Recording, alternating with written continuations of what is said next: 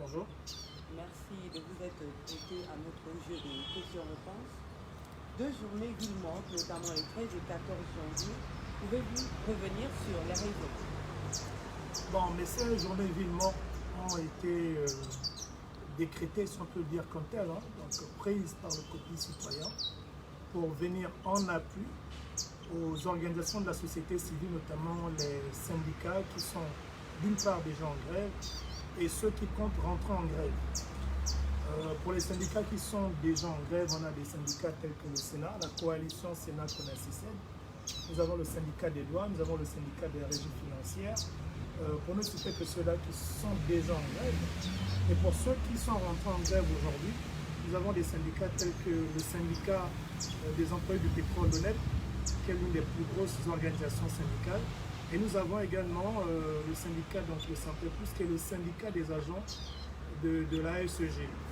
Et à côté d'eux, on a le SNEC, qui est le syndicat des enseignants-chercheurs, donc le secteur universitaire et les grandes écoles. Donc, en gros, aujourd'hui, il est question pour le COPI citoyen, en tant qu'organisation, mouvement civique, qui défend les mêmes causes que ces syndicats par rapport à la COVID-19, de pouvoir confirmer notre solidarité, notre engagement auprès d'eux, à dire non à l'ensemble de ces mesures liberticides et appeler l'ensemble de la population à coaliser dans ce sens-là pour que le gouvernement revienne sur ses décisions. Comment cela va-t-il se passer? Alors, comme on l'a dit, c'est une journée en soutien d'abord aux organisations de la société civile. Ce qu'on attend effectivement d'une journée ville morte, c'est que tout le monde reste chez soi. Et d'une part, pour ceux qui se reconnaissent en cette cause-là que nous défendons, que ces organisations de la société civile défendent, ils resteront chez eux. Mais à côté du fait de rester chez soi, c'est de sensibiliser les agents donc, de ces syndicats-là, sinon de ceux qui appartiennent au secteur relevant de ce syndicat, à pouvoir respecter le mot d'ordre du syndicat. Parce que dans nos quartiers, dans nos maisons, on a des voisins qui, quand on le constate, lorsqu'il y a un mouvement d'humeur lancé par leur syndicat, au lieu d'être solidaires, par peur, ils vont souvent à l'encontre des orientations du syndicat, mais ils ne refusent jamais de profiter des avantages issus de ce combat-là. Donc c'est un travail que nous devons ensemble faire. Nous avons par exemple le syndicat de l'éducation nationale qui est en grève, secteur primaire et secondaire. Il est question de sensibiliser le maximum de citoyens, de garder leurs enfants à la maison, parce que si ceux qui sont censés donner la connaissance, donner des cours, sont à la maison pour motif de grève, à quoi bon, en tant que parent responsable, envoyer son enfant à l'école?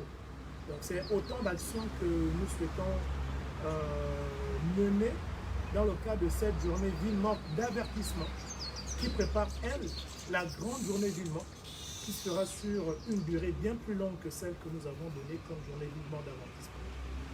Deux journées ville morte pourraient être lourdes de conséquences au plan économique. Vous en êtes conscient. N'est-il pas mieux de continuer avec la Cour constitutionnelle? Oui, en fait, elles ne sont pas lourdes du point de vue économique. Elles ne sont pas lourdes parce que les gouvernants estiment qu'elles ne sont pas lourdes. Parce que si les gouvernants pensaient à l'économie du pays, mais si elles ne le font pas, c'est qu'elles estiment que, bon, que l'économie soit paralysée, ce n'est pas un souci. Alors, ce qu'il faut dire à côté de ça, c'est que la situation économique ne s'est pas dégradée, ne va pas se dégrader à cause de ces deux journées ville morte. Aujourd'hui, le Gabon a dépassé la barre des 7 000 milliards de dettes. C'est un taux record. Je pense qu'on doit être aujourd'hui, avec 7 000 milliards, autour de 80, sinon entre 75 et 80%. Le petit citoyen a-t-il devenu la... Demander des comptes à ces gouvernants. La Constitution nous permet de le faire. Donc nous pensons simplement qu'en tant que citoyens responsables, il est de notre devoir de demander des comptes à la fois au gouvernement, mais aussi nous demanderons justement des comptes à cette commission nationale de lutte contre l'enrichissement illicite pour savoir pourquoi est-ce que, au-delà de toute cette dénonciation, au-delà de cette gestion qui est chaotique, avec plus de 7 milliards de dettes pour le compte du Gabon, pourquoi est-ce qu'il n'y a pas jusqu'à présent des sanctions exemplaires contre les détourneurs de fonds? Est-ce à dire que la Commission nationale de la lutte contre l'enrichissement illicite, au lieu de jouer son rôle, se retrouve être celle-là qui vient cautionner ces détournements et qui voit justement et encourage le gouvernement à le faire. Donc nous prenons nos responsabilités en tant que citoyens. Bon, ce qui est bien parenthèse, ce qu'il faut dire, c'est que les acteurs de la société, la plupart de ces visages, vous les connaissez depuis. On est toujours resté ferme dans le citoyen gabonais. Des choses justes, c'est avoir une main noire derrière. Mais bon, on bénit le Seigneur, qu'il en soit ainsi. On préfère avoir la main noire invisible qu'on nous prête que d'avoir une main noire corrompue qui nous pousse à soutenir le gouvernement dans l'ensemble de ces délits. Voilà. Pourtant, les mesures prises par le gouvernement ne visent rien d'autre que la protection de la santé de la population. D'accord. Ce qu'il faut dire, c'est que le gouvernement fait croire que les mesures prises visent la santé de la population, mais il n'en est rien du tout.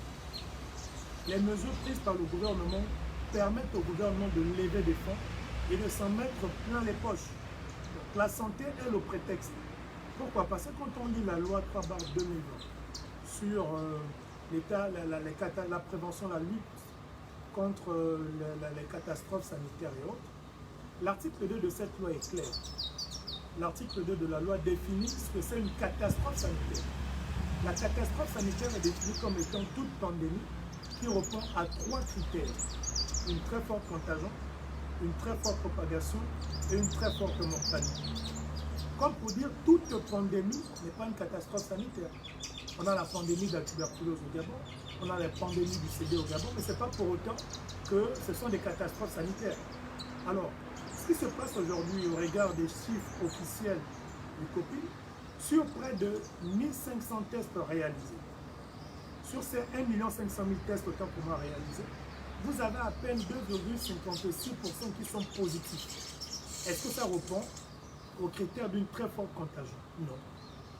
À côté de ces tests positifs, vous avez près de 99,22% qui en guérissent et 0,70% qui en meurent. Est-ce que ça répond au principe d'une très forte propagation, d'une très forte mortalité? Non. Sur les 9 provinces du Gabon, le seuil critique défini par le Gabon est celui de 1000 cas actifs. Or, sur les 9 provinces, vous n'avez qu'une seule province, celle de l'Est hier, et en l'occurrence, une ville, celle de Libreville, qui dépasse les 1000 cas actifs.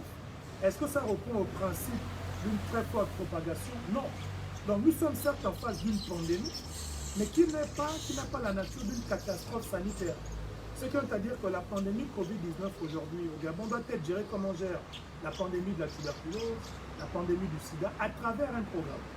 Le gouvernement n'a pas pour objet de lutter contre la maladie. Pour preuve, quand on a envie de lutter contre la maladie telle que la Covid-19, et on sait que la meilleure façon de prévenir, c'est d'identifier quels sont ceux qui sont atteints de la Covid ou non, et que cette identification ne peut passer que par les tests PCR, en quoi on permet de lutter quand on facture un test PCR à 50 000? Et quand on sait d'autre part que le vaccin, c'est scientifique, hein, n'empêche pas une personne d'attraper la maladie, n'empêche pas une personne de ne pas contaminer la maladie et n'empêche pas d'en décéder. Le gouvernement, ce qu'il faut en fait, c'est de tout faire, de mettre tout en œuvre, de façon à ce que les Gabonais se désintéressent des tests PCR, que les Gabonais courent vers la vaccination, d'accord?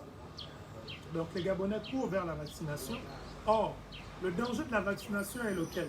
C'est que les personnes vaccinées sont les personnes qui propagent sans le savoir et sans le vouloir plus la pandémie parce qu'elles ne connaissent pas leur statut.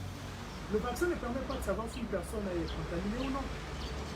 Or, la seule façon de savoir si une personne est contaminée ou non, que cette personne soit vaccinée ou non, c'est de faire un test. Or, c'est là où l'État devait laisser les tests gratuits, comme c'est arrêté dans la loi. Donc, ils sont là simplement dans une approche de détournement de fonds.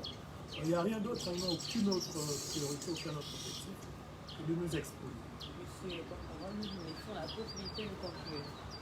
Ben, la conclusion, déjà, c'est de vous remercier pour votre contribution à cette sensibilisation et surtout